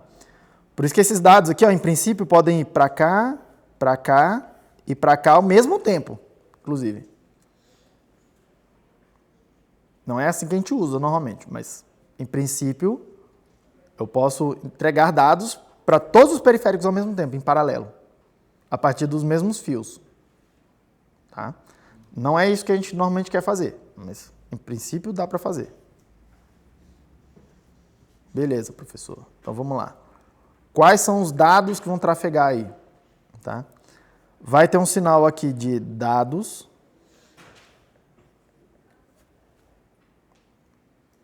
Aí tem um sinal aqui de dados, que manda 1 bit de cada vez. Vai ter um sinal aqui de sincronia. Só isso. Pergunta. É duplex? É duplex, mas é half duplex. Porque você viu lá no outro lá, que tem um sinal de dados indo, tem um sinal de dados voltando separado, e tem o clock. E tem o clock, que é um sinal de controle. Aqui vai ter uma linha de dados, e os dados têm que ir e têm que voltar. Mas aí, como é duplex, quando o periférico vai comunicar, ele também comunica para todo mundo que está na linha. Em princípio, sim. Todo mundo está vendo tudo que acontece na linha. E aí, repare, isso é um problema. Esse é o problema dessa coisa aqui. Esse é o grande problema. Por quê? Se eu quero mandar a informação do master para o slave 0, eu preciso ter alguma forma de falar para os outros. Essa informação não é para você. E eu preciso ter uma forma de falar para o S0. Essa informação é para você. Olha aí a linha. Certo? Preciso ter uma forma de fazer isso. E aí isso aí vai começar a complicar esse protocolo. Tudo bem? Enquanto que lá no SPI, todo mundo sempre está vendo a coisa toda. E pronto, e é isso aí. Aqui não. Aqui eu preciso realmente ordenar mais isso daqui. Principalmente pensando que várias vezes eu quero fazer alguma coisa do tipo assim, sei lá, pensa numa memória, que aquele slave é uma memória. Várias vezes eu quero ir lá, o mestre fala assim, me dá o dado que está no endereço tal. Aí ele vai, de alguma forma, passa o endereço para esse escravo aqui, e o escravo precisa responder de volta. E aí o escravo precisa controlar a linha.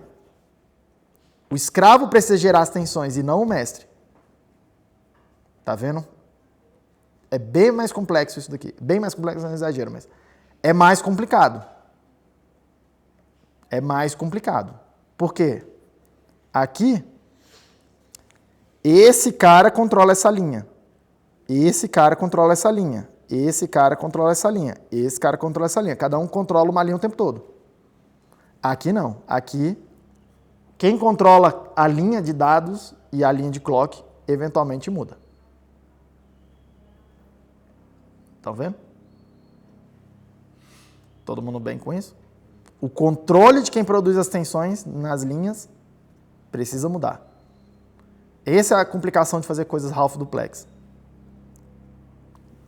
Porque é esse cara aqui. Eu tenho um fio só para ir e para voltar. Em vez de ter sinais separados para ir e para voltar. Por isso que 2C é mais complexo. É mais complexo. Não tem como não ser mais complexo. Não tem como não ser mais complexo. Tudo bem? Então vamos lá. Segue o baile aqui. Então isso é o que eu quero que aconteça. Tá? Presta atenção aqui comigo. Porque isso que eu vou falar aqui agora também sai do ponto de vista lógico da coisa e vai para o ponto de vista da eletrônica. Eu não sei dizer por que alguém escolheu assim, tá? Eu só sei que escolheu assim. Tudo bem? Vamos lá. Ah, não, mentira, eu tô mentindo, tá? Eu sei por que alguém escolheu assim. Eu sei por que alguém escolheu assim. É para simplificar um pouco, para facilitar esse processo de quem vai controlar a linha de cada vez. Tá? Então, olha só aqui o negócio. Olha comigo aqui. Lembra quando a gente estudou as portas lógicas, né? Tá? Eu vou abrir a caixinha preta de uma porta lógica, que no caso é inversora, que todos os outros são baseados na inversora. Acontece meio que a mesma coisa. Pra vocês entenderem um problema aqui. Vocês não fizeram... Todo mundo fez circuitos? Levanta a mão quem fez circuitos. Ixi, Maria. Quem está fazendo o circuito? Introdução. Introdução ao circuito, isso aí. Tá, então, dá para desenhar já algumas coisas aqui. O que essa portinha lógica está fazendo na real? Tá? Ela é literalmente isso. Tá? Tem uma tensão VDD aqui, tem uma chave, tem outra chave, tem a tensão 0 volts aqui, aqui é a saída, aqui é a entrada dela. Tudo bem? E aí como é que essas chaves funcionam? Essa chave aqui de baixo, quando eu coloco 0 volts, quando eu coloco 0 volts aqui, essa chave desconecta. E quando eu boto 0 volts, eu botei aquela bolinha para dizer que ela funciona ao contrário. Aquela chave com 0 volts conecta os dois lados. Então, quando eu boto 0 volts ali, o que essa coisa faz? Essa coisa faz isso aqui, ó. Fica nessa configuração aí, de chaves. São 2 interruptores, tá? E aí aqui aparece VDD. VDD é essa tensão aqui.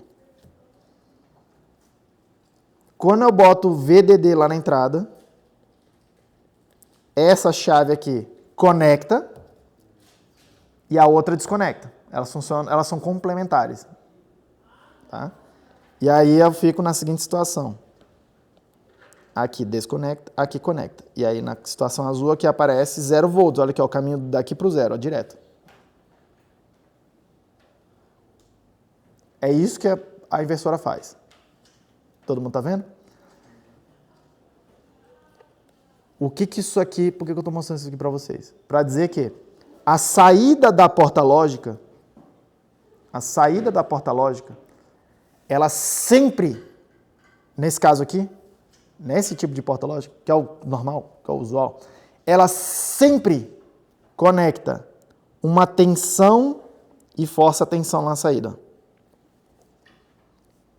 É como se eu estivesse fazendo, tá? É como se fosse isso aqui lá dentro da... Como se lá dentro da portinha lógica tivesse uma fonte de tensão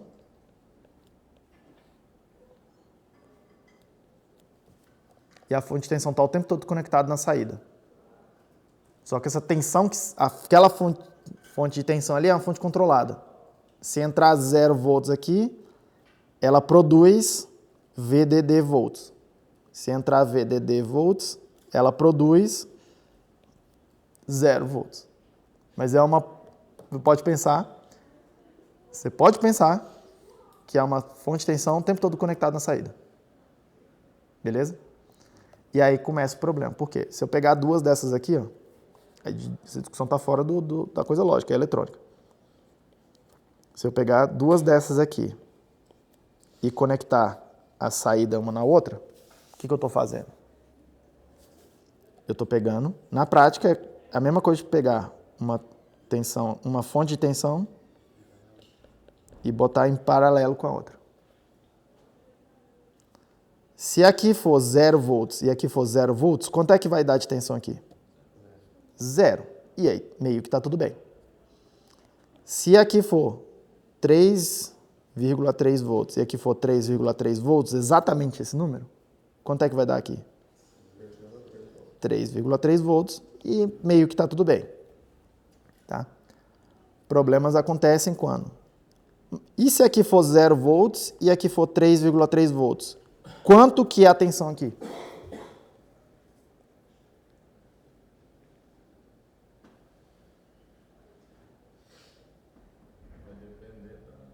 Não vai depender de nada, do jeito que está desenhado aí. Quanto que vai ser?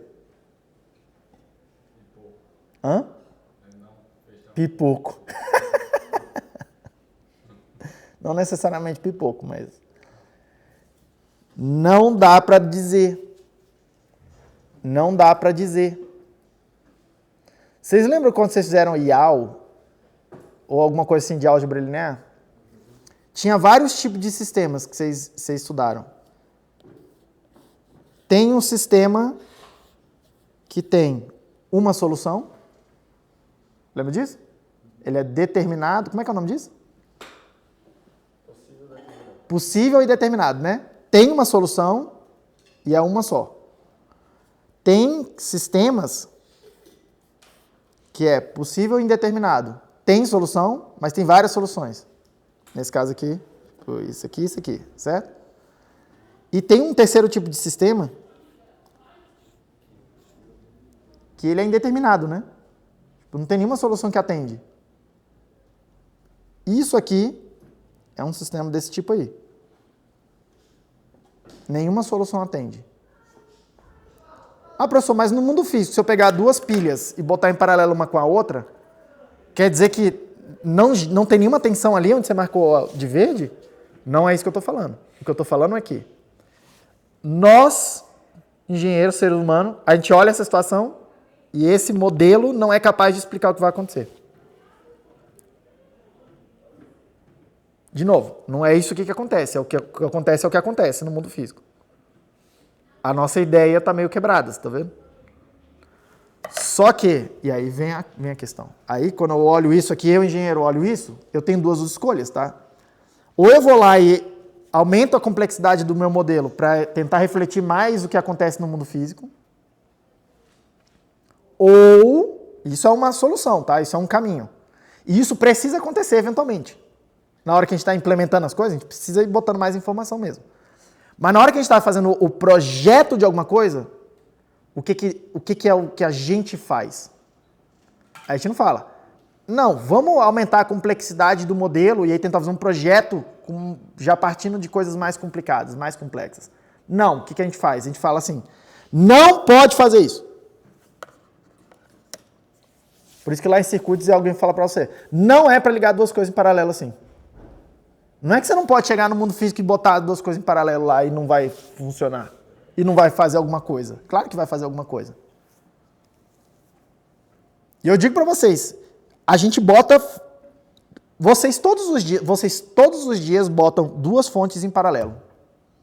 E as coisas não dão pipoco. Todos os dias. Como é que teu nome é? Thiago, né? Thiago. Você não tá com o computador aí e tá ligado na tomada? Não tá, mas vai descarregar a bateria, não vai? Em algum momento você não vai ligar a tomada para carregar? Você está ligando a bateria, que é, entre aspas, uma fonte de tensão, em paralelo com o carregador que está entrando lá, que é uma fonte de tensão. E explode seu computador?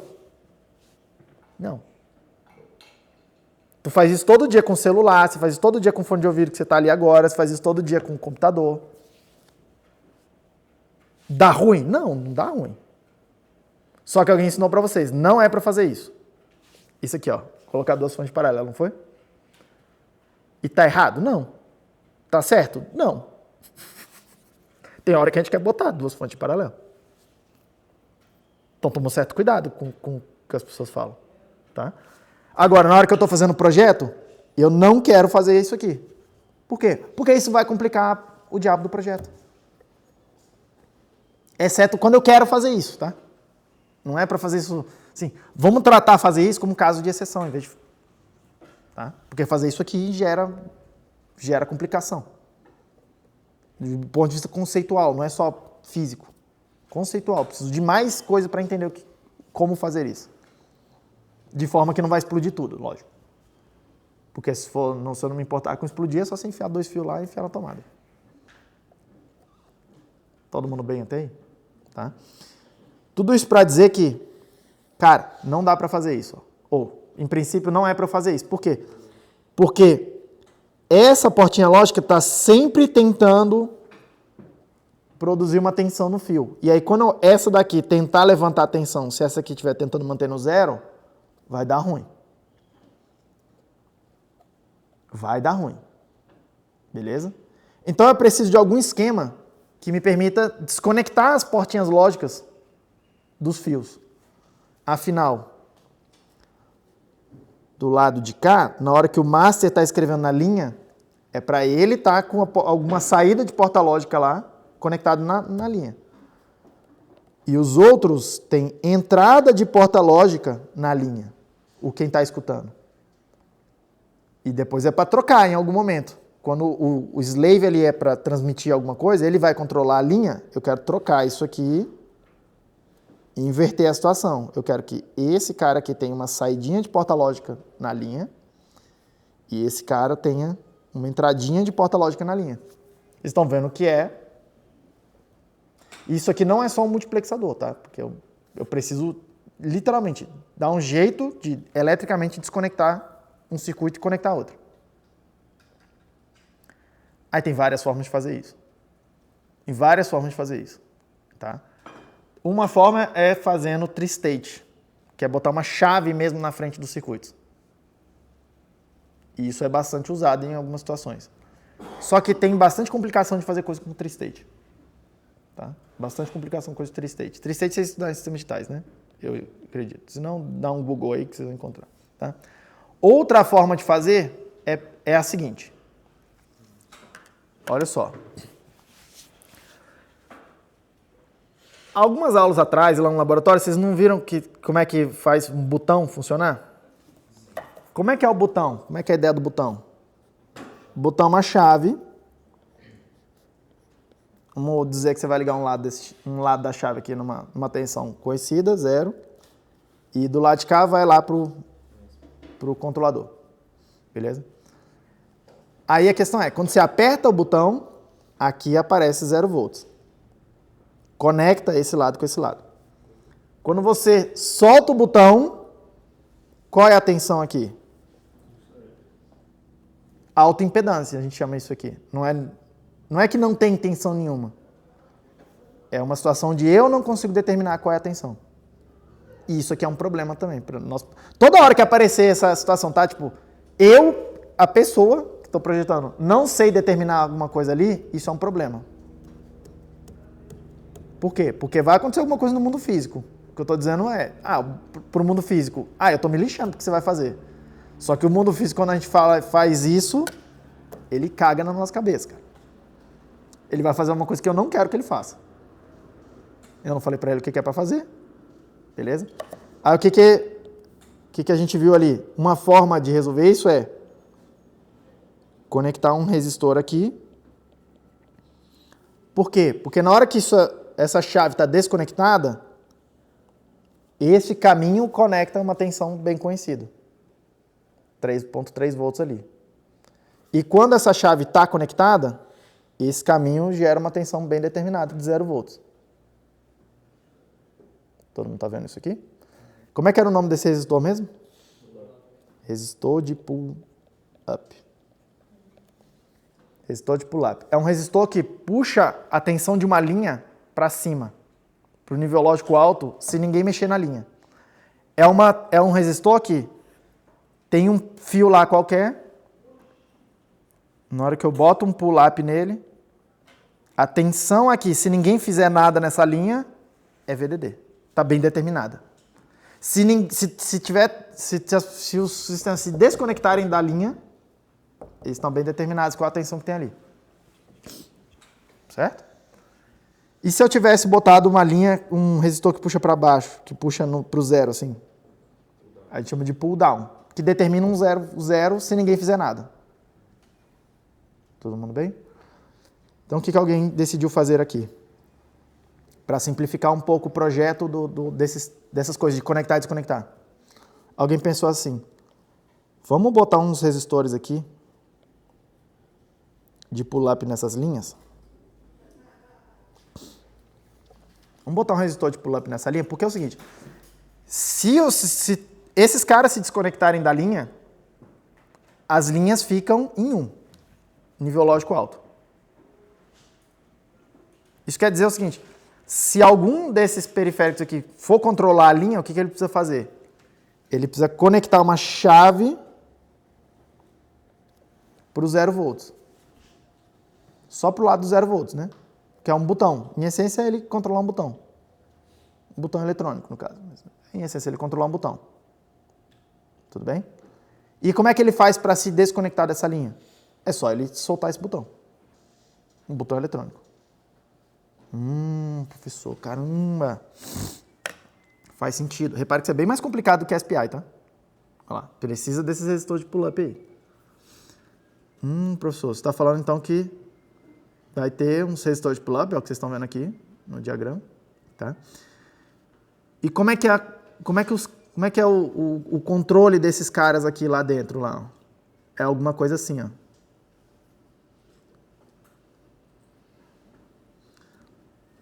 Tem um transistorzinho que é uma chave que puxa a linha para baixo.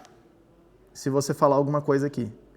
Nesse caso aqui, se eu botar nível lógico, sei lá, se Eu puxo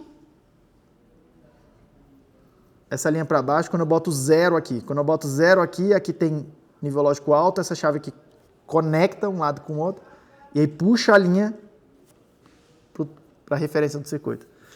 E quando eu quero desconectar, eu boto 1 aqui. Beleza? E aí eu só preciso controlar uma chave. Porque o problema do tri-state, tá? É eu ter que, em princípio, eu precisar controlar 2 chaves. E aí isso é um detalhe de eletrônica, que vocês vão precisar ver quando vocês fizerem eletrônica, tá? As chaves aqui, ó, quando eu faço aqui no circuito, cadê? Quando eu desenho assim, essas chaves aqui, elas meio que são indiferentes, tá? Mas elas são bem assimétricas. Elas são bem assimétricas, por isso que a gente usa 2, em vez de uma só. Porque uma delas conduz a tensão de 0 volts muito bem, mas ela não consegue conectar muito bem tensão alta. E a outra conduz bem tensão alta, mas não consegue conectar os 0 volts direito. Tá? E aí isso por um detalhe, por vários detalhes técnicos de como é que funcionam essas chaves. Aí vou deixar para ver em eletrônico. Por isso que a gente sempre usa 2. Tá? E qual o problema de fazer o tri-state normal? Tá? O tri-state normal precisa de 2 chaves, uma que funciona bem com os 0 volts e uma que funciona bem com o VDD. Preciso de uma chave para o bit 0 e uma chave para isolar o bit 1, ou para conectar o bit 1. E aí o controle dessas chaves tem que ser bem ajustadinho para elas funcionarem. Cara, é bem mais complexo fazer isso funcionar. Por isso que a gente tenta evitar fazer essas coisas com tri-state normais assim, tá? Por isso essa solução aqui.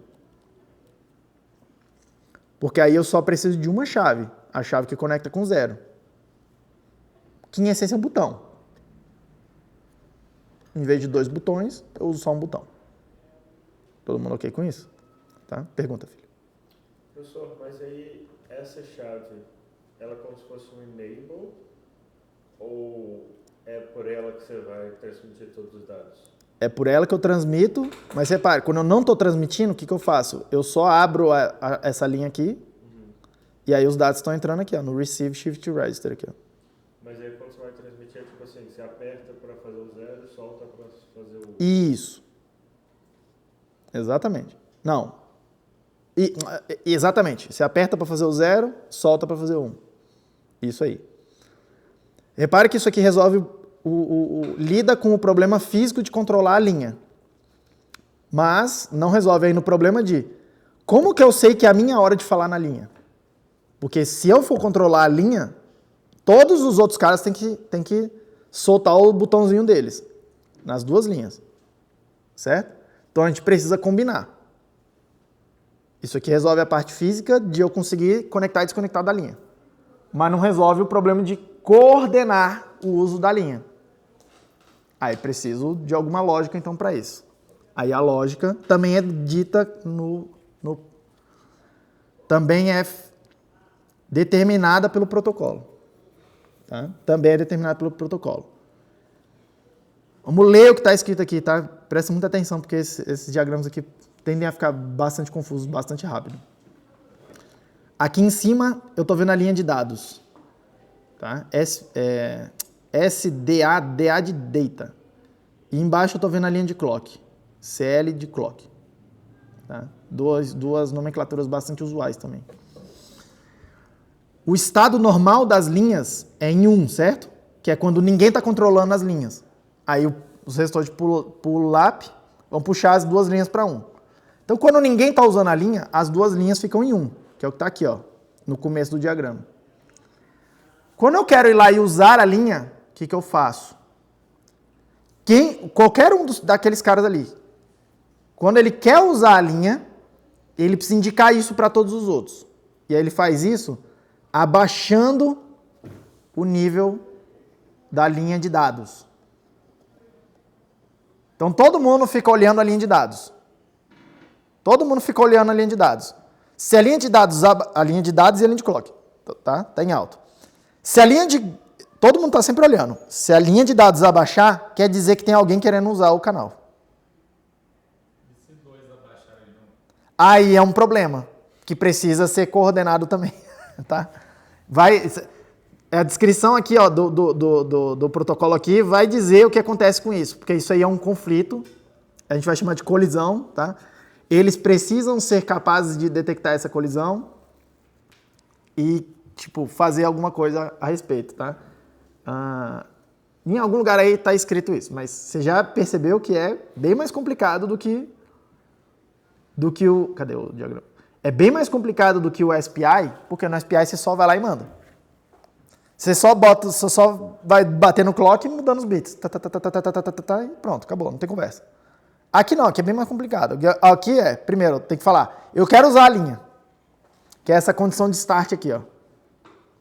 Tá? Aí, quando isso aqui acontece, todo mundo que está olhando a linha vai olhar e falar assim, beleza, então eu não controlo mais a linha. Tem alguém que vai usar a linha. Eu fico com a linha, eu libero sempre a linha, em vez de ir lá e espivinhar e falar, não, eu quero usar também ao mesmo tempo, tá? Normalmente isso é um erro. Tudo bem? Vamos lá. A gente já vai ver o que acontece aqui, mas aqui no meio, mas eu vou mandar os bits. A gente já vai ver, porque isso tem que acontecer de um jeito bem específico aqui também. E aí, quando eu terminar de mandar os bits, eu subo a linha de clock, deixo ela quieta, e aí, então, eu libero a linha de dados. Eu faço a condição ao contrário. E aí, isso aqui pra gente é um sinal de start, e isso aqui pra gente é um sinal de stop. Quem tá vendo a linha, na hora que ele vê esse caso aqui, ó, exatamente esse caso aqui, o clock em 1 e uma mudança de 0 para 1 na linha de dados, enquanto o clock está em 1. Na hora que está todo mundo olhando na linha, vê isso aqui, eles olham e falam, beleza, a linha está liberada agora, se eu quiser usar, eu posso usar. Como é que eu uso? Eu vou lá, pego a linha de dados abaixo, mantendo a linha de clock em alta, e aí eu avisei para todo mundo que eu vou usar a linha agora, mando meus bits, a gente já vai ver que tem detalhe na hora de mandar os bits, eu mando meus bits, e aí quando eu terminar, eu subo a linha de clock, e aí, enquanto a linha de clock está em 1, eu subo a linha de dados. Todo mundo bem com isso? Pergunta. Professor, mas no caso, ninguém sabe a informação de quem está transmitindo, teria que fazer parte do cabeçalho, né? Imagina que tá esse cenário que está dizendo aqui, ó. Tem um cara querendo transmitir, sei lá, o MSP querendo transmitir para o device A. Ele vai lá, coloca um start condition na linha, que é o que a gente viu agora, e manda os bits. Todos os devices aqui vão ver esses bits. E todos eles precisam ficar lendo esses bits. Cabe a eles decidir, esses bits são para mim ou não são para mim. Então, isso inclusive o protocolo vai dizer também que... Então tem um cabeçalho. Vamos por partes. O primeiro, ele vai dizer aqui, em algum lugar aqui, ó. Tem uns... Aí repare, isso é a organização do que esses bits significam. Os primeiros bits, eles vão significar um certo endereço, que é para quem eu estou mandando. Aí eu boto aqui o endereço do escravo específico que eu estou mandando, e aí, como todo mundo viu, todo mundo recebe esse primeiro byte aí, ou os primeiros 7 bits, tanto faz. Todo mundo recebe o primeiro byte e aí decide, isso aqui é para mim? Então vou continuar vendo os outros, e recebendo os outros. Isso aqui é para mim? Não. Então, larga aí. Na hora que eu ver o stop condition, eu começo a olhar a linha de novo. Entendeu? Eu falei que era bem mais complexo. Todo mundo ok? Você precisa mandar um endereço, mesmo quando é ponto a ponto, tá? Quando só tem um device lá na linha. Por quê? Porque o device que está na linha não sabe quantos tem lá. É feito para funcionar com vários. Então, cada um, em princípio, tem que ter um endereço único. Você manda um endereço aqui no começo, os primeiros bits, e aí ele olha e fala, isso aqui é para mim. E aí ele começa a ver os outros bits. Mas vamos por partes que tem mais coisa aqui que tem que acontecer. Tá tudo bem até aí? Tá? Por isso que você chega lá no display, o display tem um endereço dele lá, que já é meio pré-determinado, de fábrica. Assim, tá? E é assim que você pode mandar coisas para mais de um ao mesmo tempo. É só você botar coisas lá, periféricos, vários deles com o mesmo endereço. O problema de periféricos com o mesmo endereço é que você não consegue dizer, agora eu quero mandar para você, mas não mandar para o outro, que é igual o mesmo endereço que você. Tem um endereço de broadcast que todo mundo ouve? Não, em princípio não, mas você pode fazer um periféricos que escutam mais de um endereço. Não é. Aí você é do projeto de como que você está usando esses endereços, né? Isso não tem problema fazer, tá? Mas vamos lá, porque isso aqui gera complicações. Vamos lá. Todo mundo ok com isso? Beleza. Como que eu mando os dados? Como é que eu mando os bits de dados? Tá? Entrei aqui, dei o start condition. Aí o que eu faço? Repare que os dados vão ser transmitidos na borda de subida do clock. Vou repetir. Os dados vão ser transmitidos na borda de subida do clock. Tá? Então o que eu faço? Eu quero transmitir um dado, eu coloco o dado, o bit, na linha de dados primeiro, que é o que está marcado nessa transição aqui. Ó. Eu boto o nível que eu quero na linha de dados, boto 0, boto 1. Depois disso, eu boto a borda de subida do clock.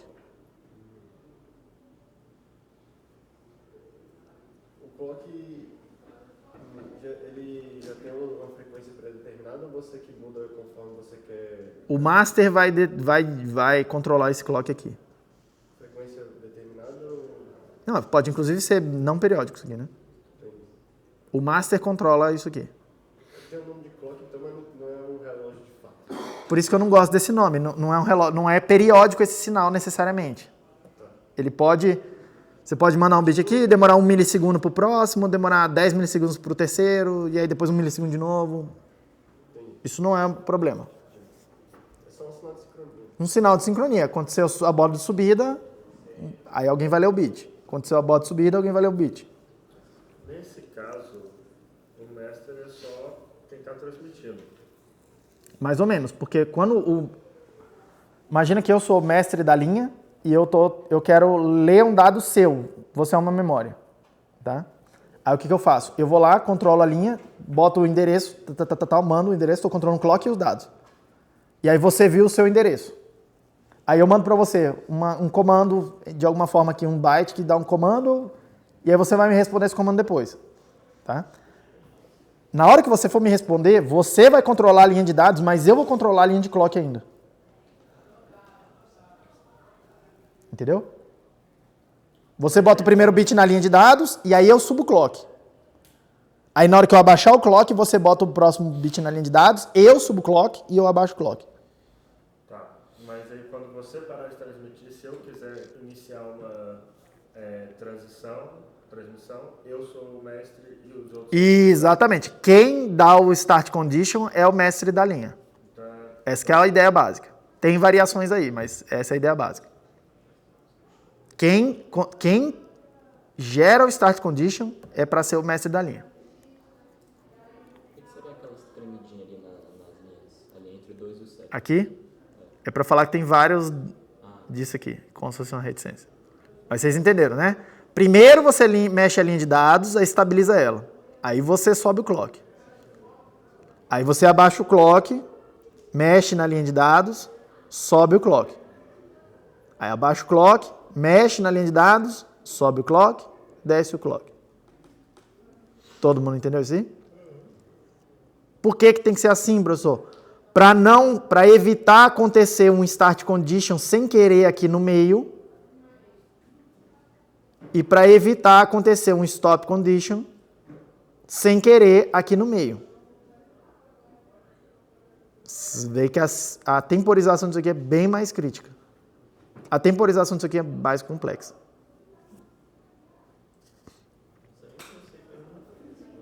Fala mais alto que eu não estou te ouvindo. o sinal de clock então tem que ter uma frequência menor, porque se ele for muito rápido, ele pode captar esse sinal de start e stop no meio do dado. Não necessariamente uma frequência menor, mas assim, tem que estar bem ordenado quando que acontece uma coisa e quando que acontece outra. As duas coisas podem ser muito rápidas. Em princípio, não tem nada que te impede de fazer isso aqui a gigahertz. Oi? Você estabiliza rápido na transição do 0 para 1. Depende. O que você está chamando de estabiliza rápido na transição? O sinal que eu quero transmitir. Então, depende de um monte de outros fatores aqui. Inclusive do tamanho físico dessas linhas, de qual é o valor desses resistores, qual a capacitância associada a cada um desses pinos. A velocidade mesmo que demora essas coisas para estabilizar ou não os sinais depende de um monte de outros fatores que a gente não está vendo. O designer precisa levar isso em consideração, mas aí isso está fora do nosso mundinho aqui. Isso é um problema de circuitos e eletrônica. Quanto tempo demora para estabilizar o sinal aqui sair de 0 para 1? Quanto tempo isso demora? Eu não estou interessado nisso aqui agora. Mas isso eventualmente é um problema, sim. E é isso que vai limitar a velocidade de transmissão dessa coisa aqui.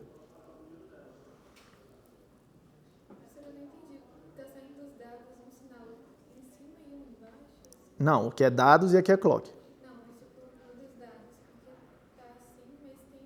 Aqui é para dizer que pode ir para 0 e pode ir para 1. Aí, tipo, aqui é para dizer, pode ir para 0 e pode ir para 1. Pode ser 0, pode ser 1. Pode ser 0, pode ser 1. Pode ser 0, pode ser 1.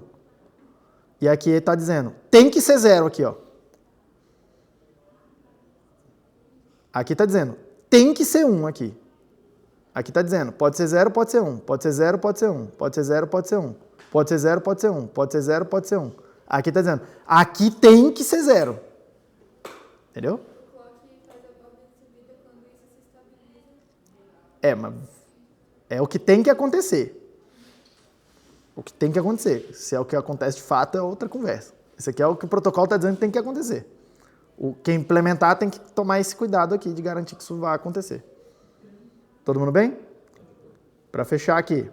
Então, transmissão. Deixa eu só... Bota o start condition. Aí a transmissão de cada bit tem que ser nessa ordem, tá? Bota o bit na linha de dados, sobe o clock.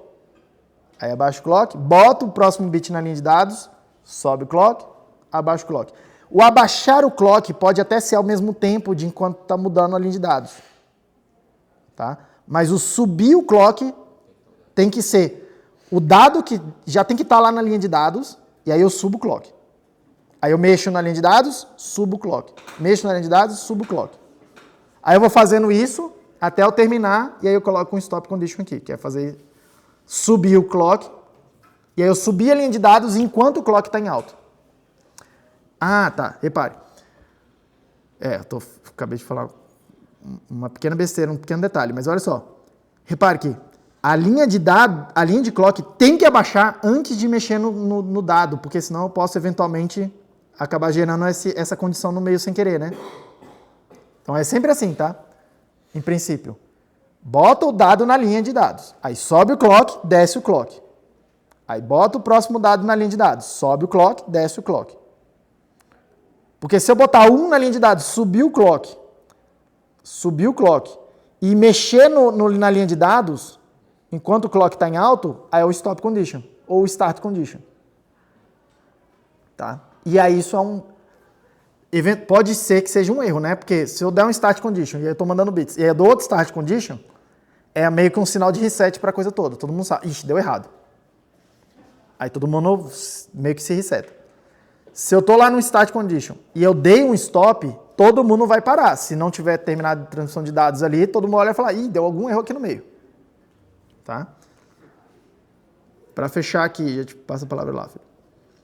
Para terminar. Então, vocês entenderam como é que controla a linha de dados, tá? As tensões. E aí, do ponto de vista lógico, também vou organizar os dados para poder fazer essa comunicação. Sempre tem um start bit aqui, que é o bit do start condition. Alguns bits de endereçamento. Estão vendo aqui? Alguns bits de endereçamento, tá? Que normalmente são sempre 7, ó, 7 bits.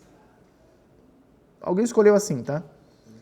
Manda os bits de endereçamento. Quando eu terminei esses bits de endereçamento, o próximo bit é um bit que diz se eu estou lendo ou escrevendo lá do meu periférico. Tá?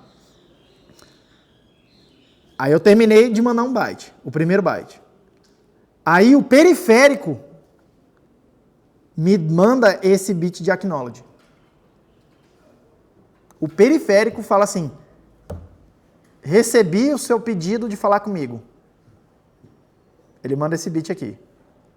Quem está controlando a linha tem que esperar esse bit chegar, acontecer, tá?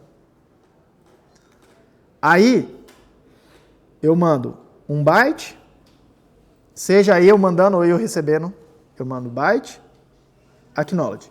Então, se eu sou o mestre e estou mandando alguma coisa para você, eu mando o byte, você me dá um bit falando que recebeu esse byte. Aí eu te mando mais um byte, você me dá um bit falando que recebeu esse byte. Eu te mando mais um byte, você me dá um bit falando que recebeu esse byte. Tudo bem?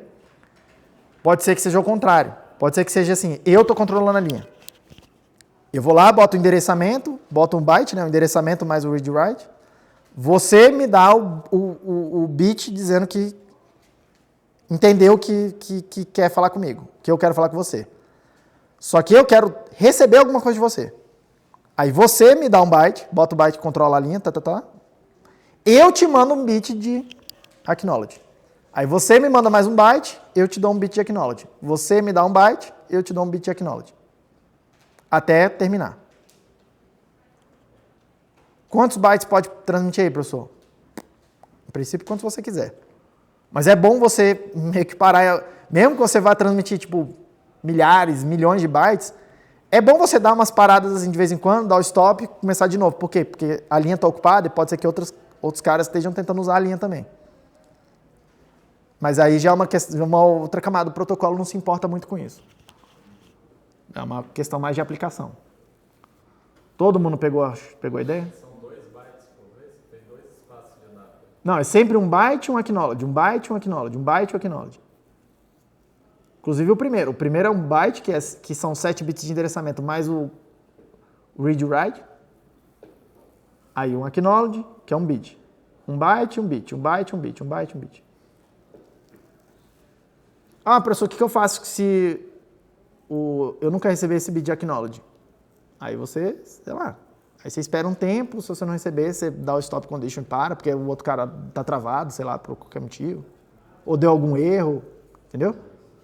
Para isso serve esse bit aqui, para você esperar um tempo e, cara, se o outro lado, você tá falando pro outro lado, eu quero falar com você, e o outro lado nunca não atendeu o telefone, tipo, você desliga e liga de novo depois. Todo mundo ok? Todo mundo pegou? Pergunta, filho. Esse byte mais o acknowledge, ele tem a ver com o que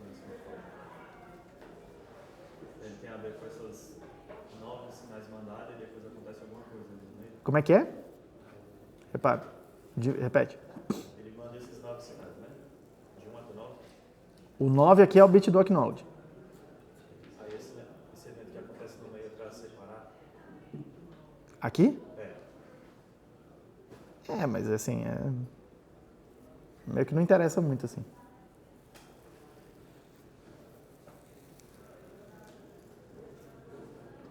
Por que ele tem um monte de meta-estabilidade aí? Por que ele tem o quê? Parece que tem um monte de meta-estabilidade. O que é meta-estabilidade? Fica ali entre 0 e 1. Aqui, você diz? Aqui? Não. Aqui? Por exemplo, antes do movimento malformative. Não entendi. Isso aí. Aqui? Não, aqui não é meta-estabilidade. Isso aqui tá falando assim, aqui nesse tempo pode ser 0, pode ser 1. Mas se for 0 é 0, se for 1 é 1. E aí tem um tempo de transição que tem que ir para 0. É porque o acknowledge é com bit 0. Por que o acknowledge é com bit 0? Porque o 1 quer dizer que está todo mundo desconectado da linha. Para eu dizer que tem alguma coisa conectada na linha, tem que puxar para baixo essa linha. Entendeu? Então o acknowledge sempre vai ser um bit 0.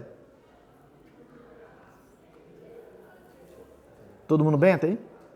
Todo mundo bem? Todo mundo sacaram o que está acontecendo. Eu falei que era mais complexo.